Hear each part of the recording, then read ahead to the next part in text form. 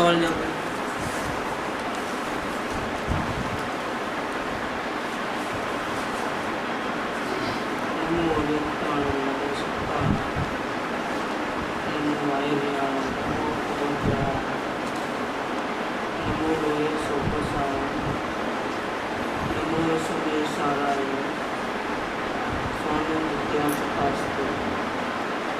चित स्वभावाय भावाय सर्वभावान करोति मंगलम भगवान देव मंगलम ब्रह्मोगण मंगलम कुंभकुंडाय जय ब्रह्मस्तु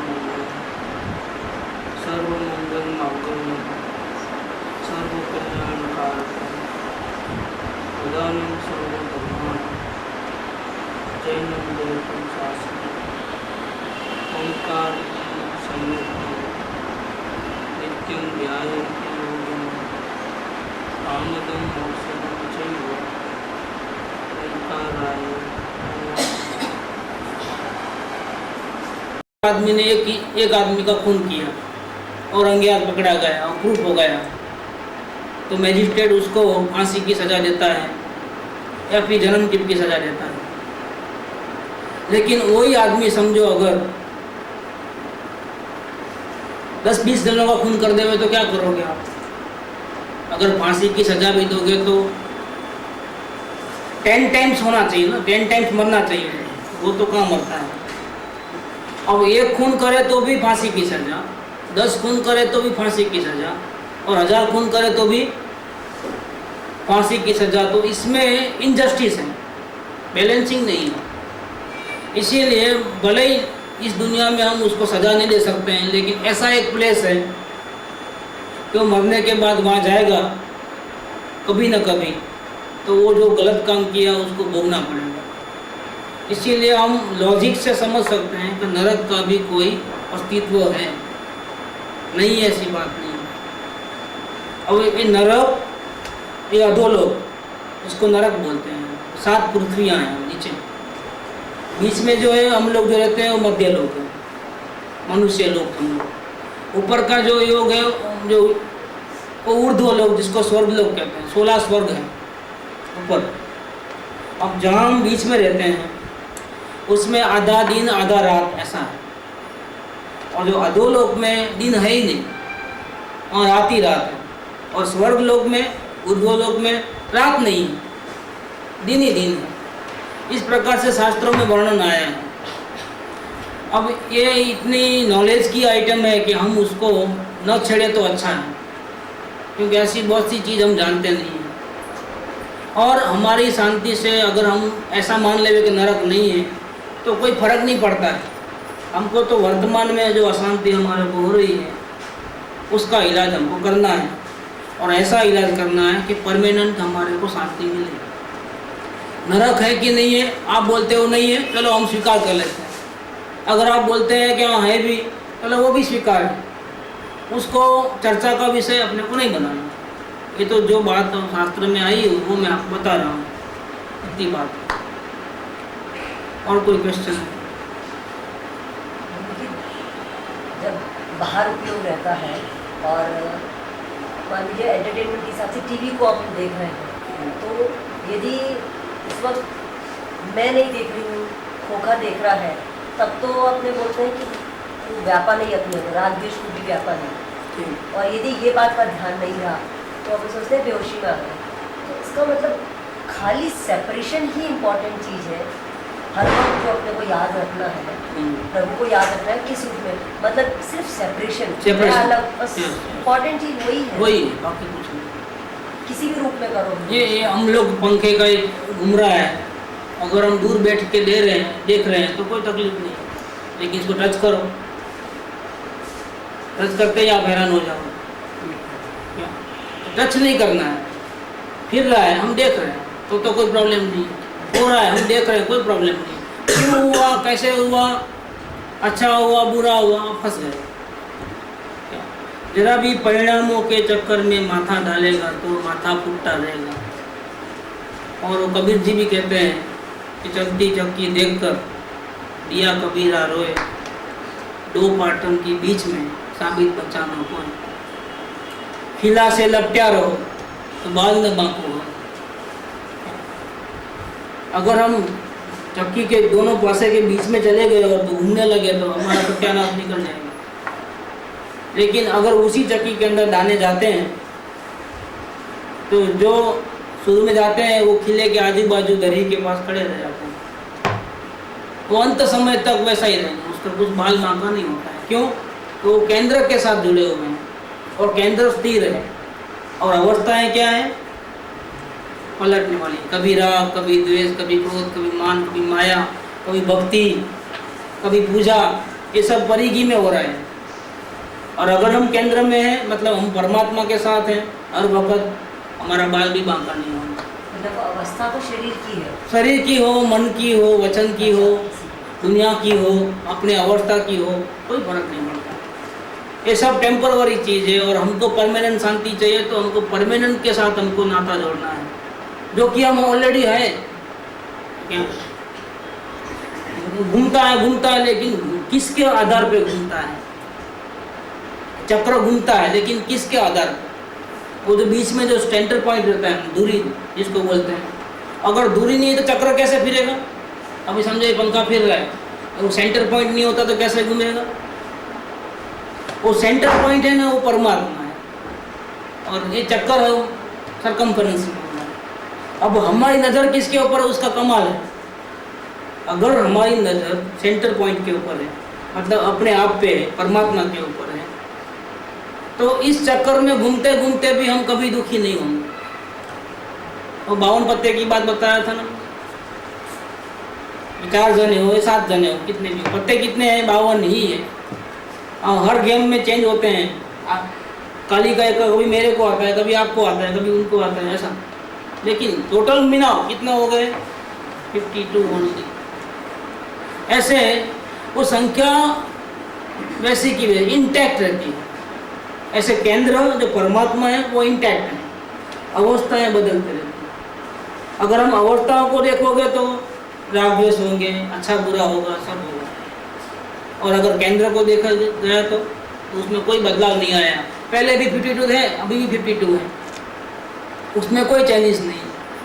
मतलब हमेशा हम राम के साथ रहे, आत्म राम के साथ, तो हमारा बाल भी बांका नहीं होता। ये जो प्रहलाद को मारने के लिए वो होलिका को बुलाया था और जलाया था तो क्या हुआ?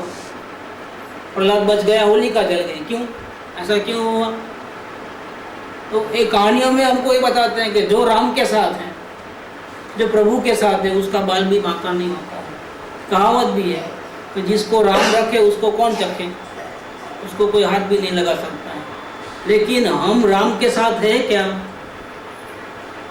हम राम के साथ नहीं जीते हैं। हर सांस में हमका प्रभु का नाम नहीं, परमात्मा की याद नहीं। फिर हम क्या करते हैं कि परमात्मा को भूल करके हम दूसरे को याद करते हैं, दूसरे में इंटरफेरेंस करते हैं, हेरा फेरी करने का काम करते हैं और हैरान हो जाते हैं। अगर परमात्मा को भूल करके आप कुछ भी करने जाओ तो ये आपके लिए दुख का कारण है। इसलिए गुरुदेव श्री ऐसा कहते हैं कि बाहर की विपदा कोई विपदा नहीं है, बाहर की संपदा कोई संपदा नहीं है। चैतन्य का विस्मरण वो विपदा है, चैतन्य का स्मरण वही संपदा है। मैं चैतन्य परमात्मा हूँ, इसकी अनुभूति, उसकी आइडेंटिटी का अनुभव, एहसास हर मोमेंट में सांस सांस के साथ रहे, फिर जिंदगी में आप कभी दुखी नहीं हो सकते। परमात्मा जब आपके साथ है, आप कैसे दुखी हो सकते हो? इम्पॉसिबल है। बाहर वाले कुछ भी चलते, क्यों? बाहर में तो बस चेंजेबल नेचर है, वो तो नेचर है कि भाई समर के बाद मानसून, मानसून के बाद विंटर, नेचर है, उसको एक्सेप्ट करो। रात के बाद दिन, दिन के बाद सुख के बाद दुख, दुख के बाद सुख, नेचर है। ये परमानेंसी कहाँ है? जब हमारे भावों की परिवर्तन होते रहते हैं तो भावों से जो कर्मों का उड़े जो बंधे गया है उसमें ही परिवर्तन हो, कभी सुख कभी दुख, कभी पाप का उड़े कभी पुण्य का उड़े। लेकिन हर वक्त में आप कैसे हो? बचपन में हम गरीबी में नींद गुजारे, समझो झोंपड़ी में रहते थे, तब भी आप ही थे।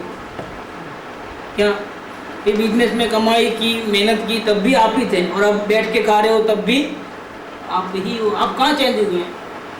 परिस्थितियाँ चेंज हुई, आप कहाँ चेंज हुए? आप तो वही के वही रहे। तो जो चेंजेबल नहीं है, जो परमानेंट है, वो परमानेंट के साथ रहो। हर दम हर सांस में आप कभी दुखी नहीं होंगे।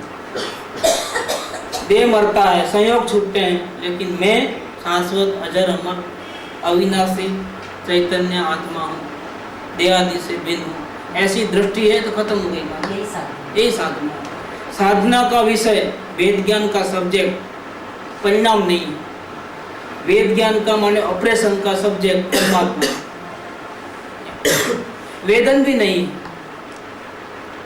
वेद ज्ञान का सब्जेक्ट वेदन भी नहीं है, उसको ही बाहर गेट आउट कर दो, वो परिधि के बाहर है, केंद्र में नहीं है। केंद्र बिना वेदन का, बिना किसी का, वो फिक्स डिपॉजिट है, इंटरेस्ट नहीं है वो। अब इसको देखोगे तो वेदन आता है आनंद का, लेकिन परिधि में, क्योंकि वो चले जाएगा। नहीं देखोगे तो दुखी हो जाओगे, दुख का वेदन होगा। दो ही वेदन होते हैं, दुख का या सुख। अपने प्रभु को भूलते हो, हेरा फेरी करते हो, दुखी हो जाते हो। अपने प्रभु को याद करते हो, स्मरण में लेते हो, एहसास करते हो, सुखी हो जाते हो। अब सुखी होने के लिए कितना आसान रास्ता है।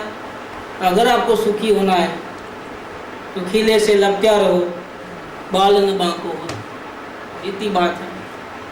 अब इतनी आसान चीज़ समझने के लिए इतने सारे शास्त्र, इतने सारे प्रवचन, इतने सारे वो कुल धमाल, बात तो इतनी शॉर्ट है। क्या सौ में वस पर से खस आटलू बस ये टूंकू टच, शॉर्ट एंड स्वीट इतना ही है। टूंकू टच माने शॉर्ट एंड स्वीट। क्या करना है भैया कि पर से दृष्टि हटा लें और सौ में दृष्टि लगा, सब पंचायत छोड़, हेरा फेरी छोड़, केंद्र के साथ चले जाए। सारी दुनिया में ये हो रहा है वो हो रहा है, लेकिन दुनिया को जानने वाले में कुछ भी नहीं हो रहा है। दुनिया में सब कुछ हो रहा है, लेकिन जानने वाले में क्या हो रहा है? क्या तीखा खाया, मीठा खाया, खट्टा खाया, जीभ में क्या हुआ? परिणाम होते तब तो ये भान नहीं रहता ना कि मैं जानने वाला हूँ। परिणाम होने के बाद, हम अच्छा बुरा भाव करने के बाद ये याद आता कि हाँ मैं जानने वाला हूँ। ये तो मतलब ठीक है, मन का है या ये फिर सही काम? साधना अगर हमारी सही है तो उसी वक्त ख्याल में आएगा, और साधना में गड़बड़ है तो थप्पड़ खाने के बाद, गिरने के बाद याद आएगा कि मैं भूला हुआ था, नाश्ता अंधा होके चल रहा था। बस इतनी बात है। उसी वक्त याद आएगा तो फिर ऐसा कोई कर्म नहीं होगा, मतलब कोई परिणाम होंगे नहीं ऐसा। यही तो मेरा कहना है कि परमात्मा के साथ हर वक्त रहो तो गलत काम कैसे करोगे? लेकिन ये तो कहीं पॉसिबिलिटी नहीं दिखती। नहीं दिखती नहीं, आप साधना करते नहीं हो। आप नहीं है, पहले से हथियार नहीं डालना। आपसे नहीं होता, इससे सबसे नहीं होता, ऐसी बात नहीं। कई ऐसे जीव हैं इस काल के अंदर है, ये सोगानी जी ले लो, कृपालदेव ले लो, इन्होंने जबरदस्त साधना की है, एक बहुतारी हो गए। क्यों एक बहुतारी हुए? क्या वो संसारी नहीं थे? उनको राग द्वेष नहीं होते थे? उनको ये लफड़े में नहीं थे? क्या कर्म बांध के नहीं आए थे? सुख दुख उनका अनुभव नहीं होता था? तो सब होता था उनको, लेकिन उन्होंने इतना जबरदस्त पुरुषार्थ किया, बाढ़ में चेंजेस भले ही होते रहे, उठापटक होते रहे, हेरा फेरी होते रहे, सुख दुख आते रहे, रात दिन होने दो, कुछ भी होने दो, वे अपने परमात्मा को निरंतर याद करते थे। वो साधना किया तो एक बहुतारी हो गई।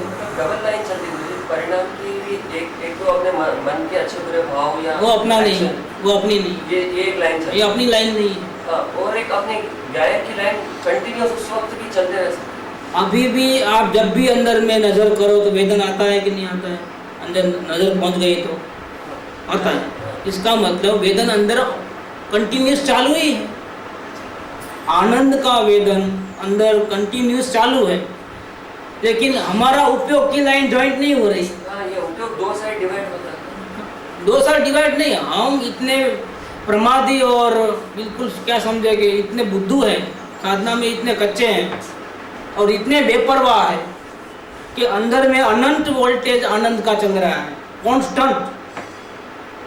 जैसा ये लाइन, इलेक्ट्रिक की लाइन है, उसमें करंट होगा कि नहीं होगा, लेकिन आपको झटका क्यों नहीं दे रहा है? कांटेक्ट होगा तो झटका देगा। ऐसे आनंद का करंट पूरे आत्म प्रदेश में, परमात्मा में इतना है कि आप सारी दुनिया को भूल जाओगे अगर थोड़ा झटका आया तो भी। लेकिन उसके लिए क्या करना पड़ेगा?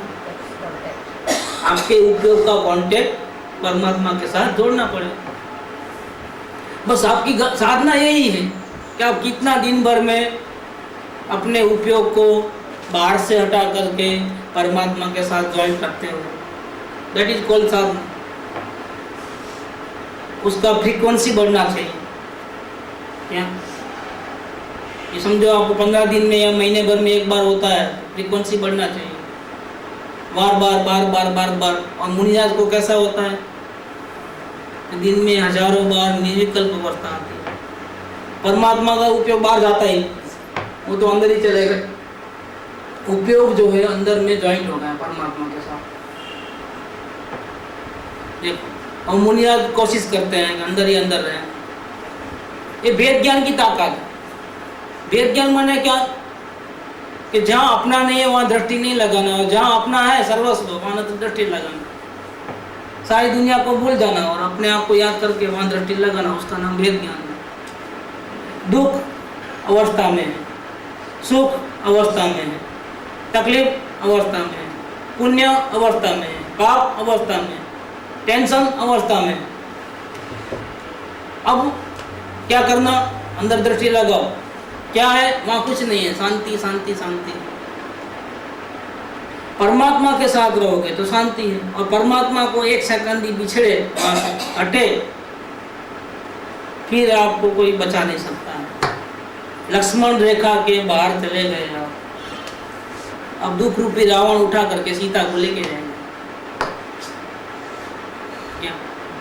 इसलिए अनंत ज्ञानियों का, तीर्थंकरों का हुक्म है कि तुम अपने स्वरूप से कभी बाहर निकलो ही नहीं।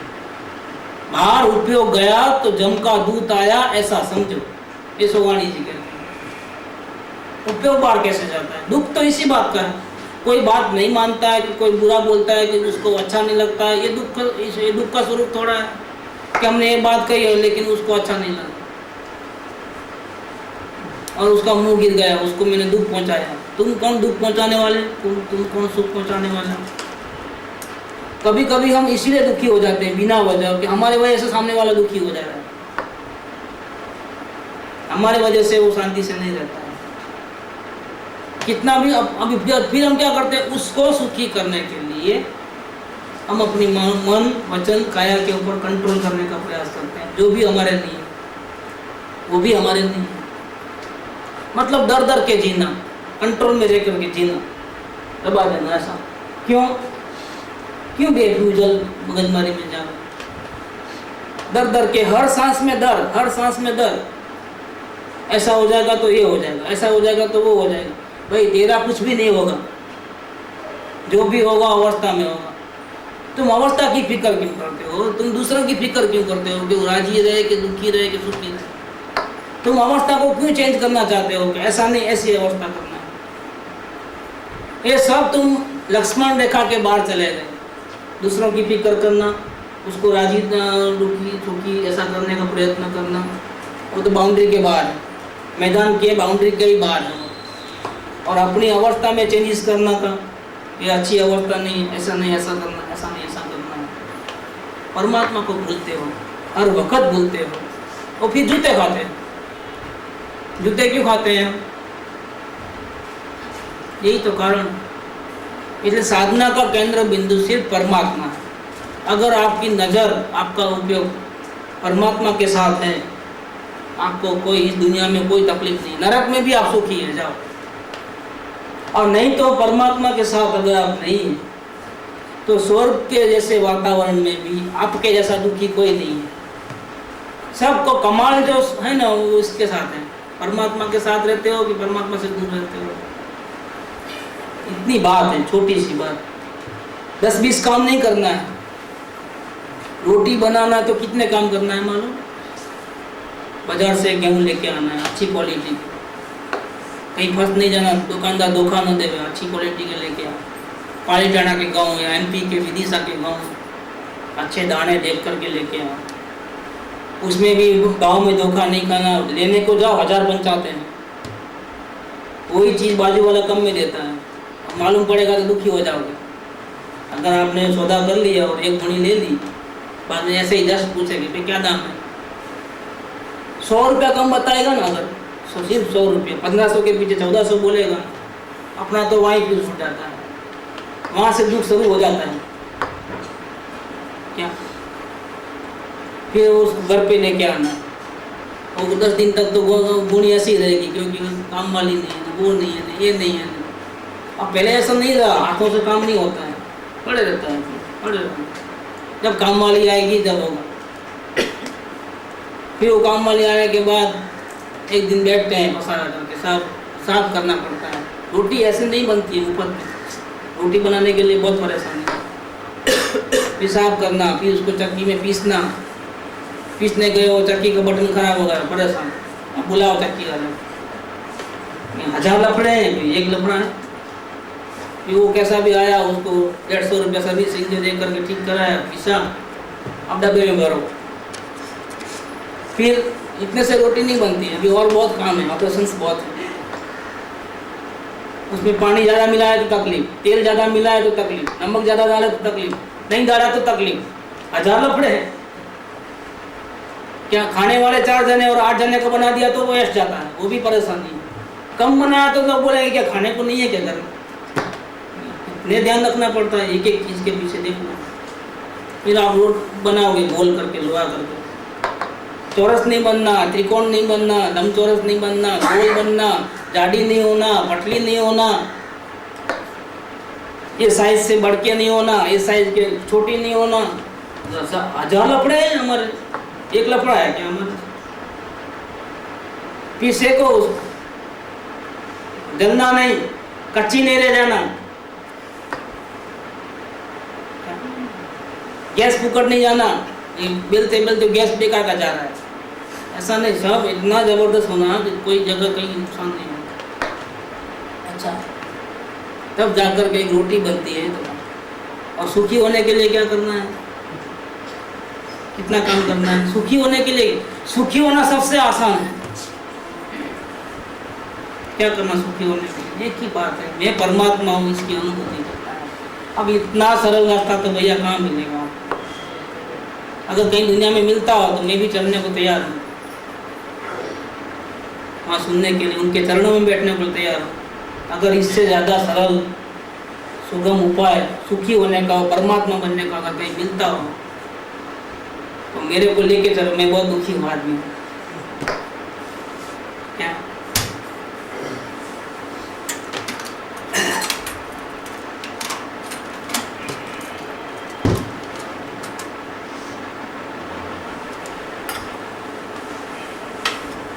सुखी होने का तो इतना ही ना बोलो। अभी आप MA BA ऐसा पढ़े, MBBS नहीं पढ़े, LLB नहीं पढ़े, BA नहीं किया है, BCom नहीं किया है, तो भी आप कर सकते कि नहीं कर सकते?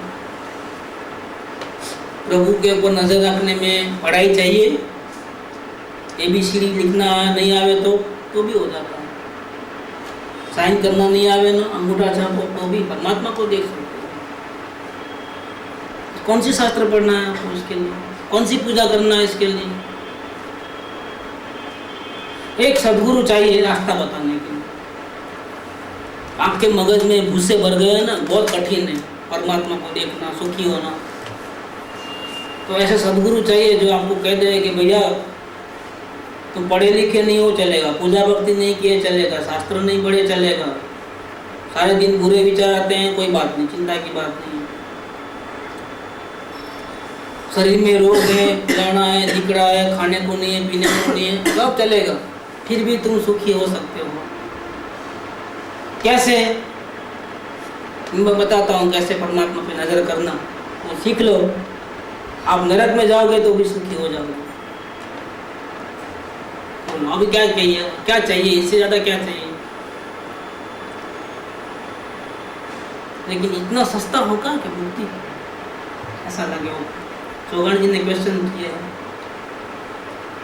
क्या मुक्ति इतनी सस्ती है? ऐसा लिखा है तो देवदर्शी बता कि जिसके मुक्ति मोक्ष मन न जाने क्या क्या होगा, कितना पापड़ बेलने पड़े। बड़े बड़े ज्ञानियों को नहीं मिला, बड़े बड़े त्यागियों को नहीं मिला, वो भी भटक रहे हैं। ये गुरुदेव आपके इस वचन मात्र से मुक्ति को इतना सरल कर दिया है कि मुझे आश्चर्य हो जाता है आपके वचनों के ऊपर। ऐसा लिखा उन्होंने। क्या मोक्ष इतना आसान, मुक्ति इतनी आसान? बिल्कुल आसान, क्योंकि आप स्वयं दुखी होते हो, अपने सर पे पत्थर मार करते हो। पत्थर मारना बंद कर दो, दुख होना बंद हो जाएगा। इतनी बात है और कुछ नहीं। वेद ज्ञान करो, वेद ज्ञान तो सिद्धा सिद्धा ये किल केचन अस्य ही भाव तो बद्धा बद्धा ये किल कीचन। वेद ज्ञान वही सर्व सुख का उपाय है। आज तक अनंत काल में अनंत सिद्ध भगवान हुए हैं, वो सब वेद विज्ञान की सिद्ध कला के कारण हुए हैं। वेद विज्ञान को साधते साधते साधते, मतलब परमात्मा के ऊपर दृष्टि रखते रखते रखते, और जो परमात्मा से भिन्न है उस पर से दृष्टि हटाते हटाते हटाते भगवान बन गए हैं। भगवान के गीत गाते गाते, गुण गाते गाते, अंदर में दृष्टि लगाते लगाते आप भी भगवान बन जाओगे। इतना सिंपल सादा हिसाब किताब है। ये मोक्ष मार्ग का रहस्य यहाँ है। फिर नहीं समझ में आया तो फिर उसको समझाओ, ऐसा वैसा सब पंचाते हैं। जैसे शरीर में कुछ पीड़ा हो रही है, दर्द हो रहा है, तो उस टाइम एक बार अपने को दर्द एहसास होता कि अभी दर्द हो रहा है, उसी समय वापस ये भी लगता कि अगर हम ये मन से करें, मतलब एक बार तो मन से करें कि मेरे को कहाँ हो रहा है, तो उस टाइम वो उपयोग दर्द से हट के अपनी तरफ आएगा। फिर वापस जैसे ही धीरे धीरे आप विचारों में चले जाएंगे, फिर 2 सेकंड के लिए चले जाएगा, फिर वापस दर्द हो जाएगा। फिर ये ऐसा रूटीन चलता। तो इसमें कैसा हमको अभी जो जहाँ जाना चाहिए वहाँ गया ही। कभी दर्द पे गया शरीर के ऊपर, कभी विचारों पे गया। विचारों से इलाज क्यों करते हो दुखों का? डायरेक्ट आत्मा पे जोड़ दो ना लाइन। 3 चीजें हैं, शरीर में दर्द है, मन में उस संबंधी विचार है, और इन सबको जानने वाला परमात्मा है जो ज्ञान स्वरूप है।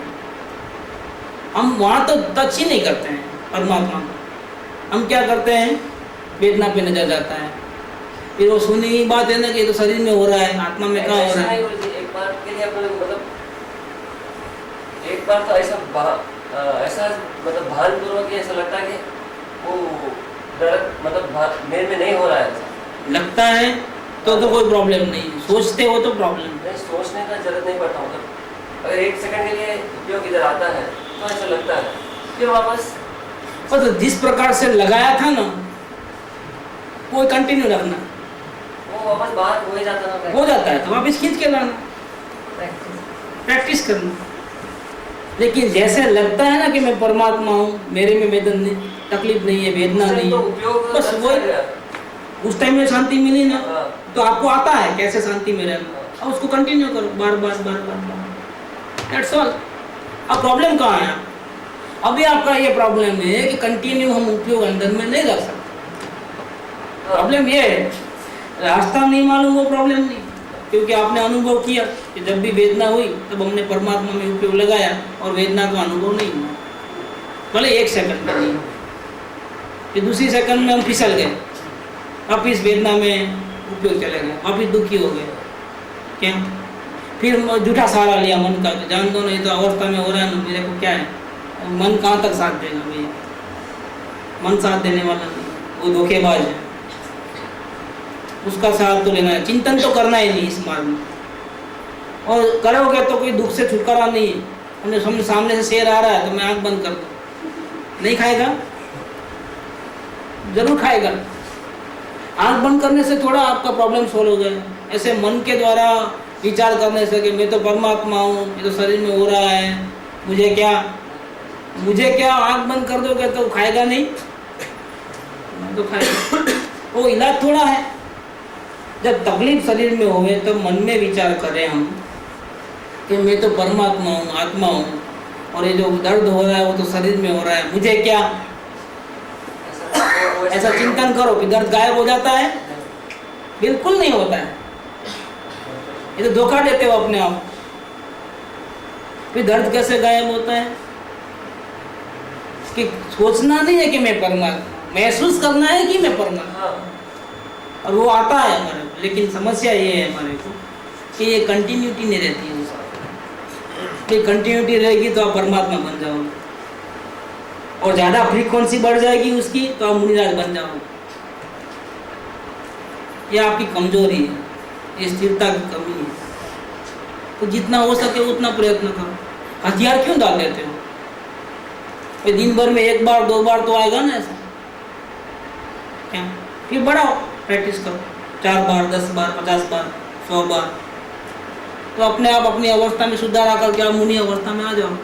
दिन में हजारों बार करना, और फिर वहाँ भी प्रैक्टिस करोगे तो आगे जा करके फिर क्या होगा कि आपका उपयोग जो बार भटकता है बार बार, वो अंदर में ऐसा जम जाएगा, कभी बाहर जाओगे ही, बाहर जाओगे तो दुखी होंगे ना, बाहर जाना ही नहीं है, परमात्मा बन गए आप स्वयं। कभी कभी अवस्था को खुद जान नहीं सकते हैं कि भाई एक्चुअली क्या पोजीशन पे गुजर रहा है। इसीलिए सत्संग करना, अपने परिणाम को बताना, हम कौन सी स्थिति में, कभी कभी हमको खुद को नहीं मालूम है, सही पोजीशन है गलत पोजीशन है, गिर रहे हैं कि चढ़ रहे हैं, हम जजमेंट बराबर नहीं कर सकते। ये हमारा ज्ञान का डिपार्टमेंट का फॉल्ट है। कभी कभी ऐसा होता है कि श्रद्धांत तो मजबूत होता है, तो कदम तो सही गिरते हैं अनजाने में भी, लेकिन हमको नहीं मालूम है, हम डाउट में रहते हैं सही चल रहा है कि गलत चल रहा है। तो उसके लिए अब विशेष ज्ञानी है, या सत्संग में प्रश्नोत्तरी के माध्यम से, या डायरी लिख करके, क्वेश्चन लिख करके आप आंसर ले सकते हैं। उसका तो दूसरा कोई अल्टरनेटिव नहीं। ऐसा भी नहीं मालूम पड़ता है कि मैं गलत हूँ, और ये डिलेमा है, डिलेमा बोलते हैं इसको। ऐसा सही है कि गलत है, कि ऐसा है कि वैसा है, कैसा है, इसको डिलेमा बोलते हैं अंग्रेजी में, और मूवमेंट बोलते हैं। क्लैरिफिकेशन नहीं है, हम चल तो रहे हैं लेकिन क्लैरिटी नहीं है। जैसे कोई चीज़ खाई हमने, कैसा है, तो हम एक्सप्रेस नहीं करते हैं कि कितना अच्छा है, एक्सप्रेशन पावर नहीं है। वो चक्कर को वाइब्रेशन बोल देते हैं, वाइब्रेशन को चक्कर बोल देते हैं, एक्सप्रेशन पावर नहीं है। महसूस कर रहे हैं लेकिन उसको महसूस करने को सही नहीं बोल रहे हैं, कैसे बोलना चाहिए? उस स्थिति को लिखना भी नहीं आता है, बकाना भी नहीं आता है। तो जब तक तो तकलीफ है ही है, जब तक आपको नहीं आता है तब तक आपको तकलीफ है। तो आप भावना बढ़ाओ, भावना बढ़ाने से भावना तो बढ़ा सकते हो कि डिलेमा कब तक रहेगा मेरा, ये मेरी ऐसी अवस्था कब तक रहेगी। मैं चाहता हूँ कि जल्दी से जल्दी मेरे में सुधार हो, मेरी आँख खुल जाए, मेरे को हकीकत का भान हो, मैं सुखी हो जाऊँ, ये दुख मुझे नहीं चाहिए, ऐसी भावना तो बढ़ा सकते हो। आखिरी में कुछ नहीं तो ये तो कर सकते हो। तो ये भावना के कारण अपने आप अंदर के द्वार खुल जाएंगे। इसलिए बेंसी के दूसरे नंबर के पॉइंट के अंदर है कि आत्मा की लगनी लगनी चाहिए। क्या लिखा है?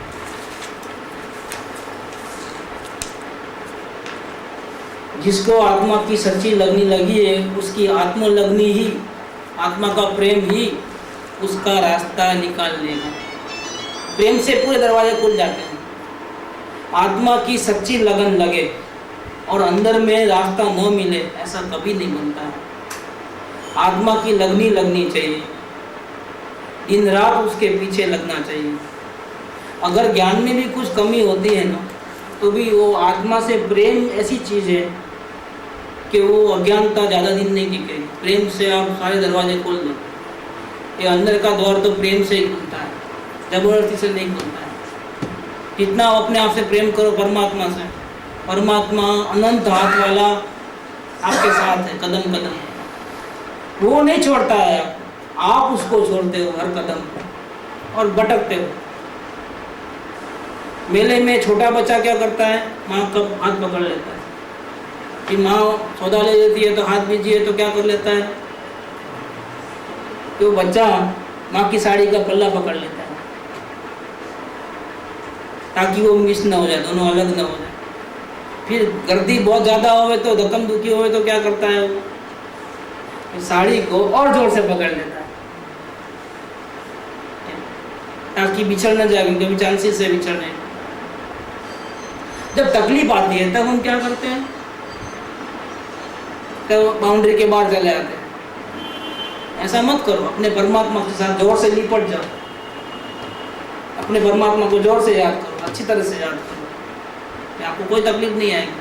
ये थोड़ा बैड फेसिस होता है आपके उदय का, जो आपकी टेस्टिंग करता है। अगर उसमें आपने परमात्मा का पल्ला पकड़ना ढीला पकड़े होगे तो छूट जाओगे। आपके उदय में अगर ढीला पकड़े हो ना तो गर्दी आएगी तो क्या होगा, हाथ फिसल जाएगा, माँ अलग बेटा अलग, अब फिर रोते रहना। इसीलिए क्या करना, जब बैड फेसिस चलता है, देखो कोई भी क्रिकेटर देख लो, कोई भी हस्ती देख लो, जैसे अमिताभ बच्चन, शशि कपूर ले हो, सचिन तेंदुलकर ले हो, कोई भी, सबके अंदर बैड फेसिस आते हैं कि नहीं आते लाइफ के अंदर। हर वक्त 100 रन मारता है, कभी 0 में आउट होता है, कभी गलत स्ट्रोक खेलता है। जीवन में भले ही करोड़पति मिलियनर्स हो, लेकिन कर्जा हो जाता है ना। अमिताभ को कर्जा हो गया, दुखी था, इतना बड़ा स्टार भी। जीवन की चढ़ती बढ़ती आती है कि नहीं आती। वो अरशद मेहता जो गाड़ियों में घूमने वाला, मर्सिडीज में घूमने वाला, जेल के पीछे भी रहा, देखो बेइज्जत भी हुआ कि नहीं पूरी दुनिया के अंदर। देखो फेसिस कैसे चलते हैं, जैसे जयललिता को देख लो, क्या कितने धमाल है, चढ़ू तब देखना लाइव के। ये तो मैं एग्जाम्पल जो लाइव अपन सबको मालूम है बता रहा हूँ। और जेल में जावे, उधर हैरान होवे, इधर होवे, लेकिन कैसा भी आ जावे, सत्य की जीत, क्या की सत्य की जीत है। ये तुम्हारे पुण्य का उदय है कि पाप करके भी तुम सिंहासन पे बैठे हो। सत्य की जीत नहीं है। सत्य की जीत वाले पद के पीछे नहीं बढ़ते, वो इधर पीछे बढ़ते हैं। सत्यमेव जयते, परमात्मा के साथ में जो है ना, ट्रूथ इज गॉड, और जो सत्य के साथ है, जो परमात्मा के साथ है, वो सत्यमेव जयते, उसका बाल भी बांका नहीं होता है। लेकिन इनका तो बाल बांका हुआ, जेल में गए, वापिस ऊपर चले, वापिस नीचे, वापिस ऊपर। राजा रावण का भी अभिमान नहीं रहता है। वो लालू प्रसाद रबड़ी, उसका हालत देखते हो कैसे है। ये समझना है, ये बैड फेसिस सब में आते हैं। मेरा इतना कहना है कि हमारे जीवन में भी बैड फेसिस आते हैं, क्योंकि भूतकाल में जैसे कर्म किए वैसा उड़े तो आने वाला है। उस वक्त आप दुखी होने के बजाय, सामने वाले को दोषी ठहराने के बजाय, आप अपने परमात्मा से लिपटे रहो, जोर से लिपट जाओ। बाहर में हेरा फेरी करना मत बंद कर दो, चेंजेस करना बंद कर दो, और अंदर में ज़्यादा रहो, अपने साधना पर अंदर। फिर देखो क्या होता है, बेड पे चले जाते हैं, उस टाइम में आप परमात्मा की साधना कर लेते हैं। बेहद में अच्छा टाइम आ जाता है, वापिस आप शुरू कर दो दमादम। सबके जीवन में आते हैं। परमात्मा को भूलोगे तो बहुत हैरान हो जाओगे। ये मार्ग मिला है, ये धर्म मिला है, ये कोई जैन धर्म है, वेदांत है, वैष्णव है, ऐसा नहीं है। ये सुखी होने का मार्ग है, वितराग मार्ग। वितराग, वित माने बीत गया है, राग द्वेष क्रोध मान माया जिसके, जिन्होंने साधना की, अपने राग द्वेष को पहले थे, अब बीत गए हैं, अभी वितराग हो गए हैं। और जो खुद सुखी हो गए हैं, उन्होंने अपने को सुखी होने का रास्ता दिखाया है। भगवान के द्वारा, मुनिराज के द्वारा, उनके शास्त्रों के द्वारा, ज्ञानियों की कृपा से आज हमारे तक ये मार्ग मिला है, हमारे कान में ये बात आई है। ये सुखी होने का मार्ग है। ये जैन, मुस्लिम, वेदांत ऐसा कोई मत लो, उसको छोटा मत बना दो, बहुत विशाल है, कोई छोटे दायरे में नहीं आता है। एकदम सुखी होने का, जीव मात्र के कल्याण का मार्ग है। इसको समझो, उसके न्याय को समझो, उसके तरीके को समझो और जीवन में अपनाओ। और अगर आपको सुख मिलता है, शांति मिलती है, तो उसको अपनाना। नहीं मिलती है तो ऐसे ही भी आप भटक रहे हो, ऐसे भी भटक रहे हो, एक चांस तो ले लो।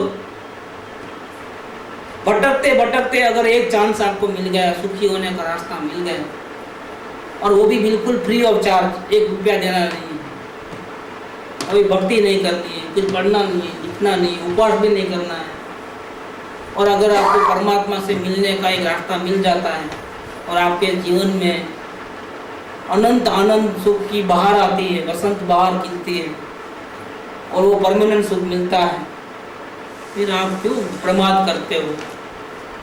बस इतनी बात है। मेरी संप्रदाय में तो आपने तो पहले बोला था, कैसे बोला था, 2 ही संप्रदाय हैं, दुखी और सुखी, खत्म। कि कोई भी कास्ट हो। परमात्मा को भूलने वाला एक संप्रदाय है, परमात्मा को याद, ये मेरे वचन नहीं है, समय सार की दूसरी गाथा में। समय माने जीव मात्र पदार्थ, समय के कितने वेद हैं? दूसरी गाथा में 2 वेद हैं। कौन से?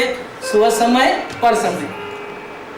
स्व समय माने अपने आत्मा को देखने वाले, सुखी रहने वाले, पर समय माने अपने आत्मा को भूल करके दूसरों में हेरा फेरी करने वाले, दुखी होने वाले। इस दुनिया में 2 ही प्रकार के जीव रहते हैं। समय सार की नेक्स्ट सेकंड गाथा के अंदर आचार्य कुंकुन देव का ये फरमान है।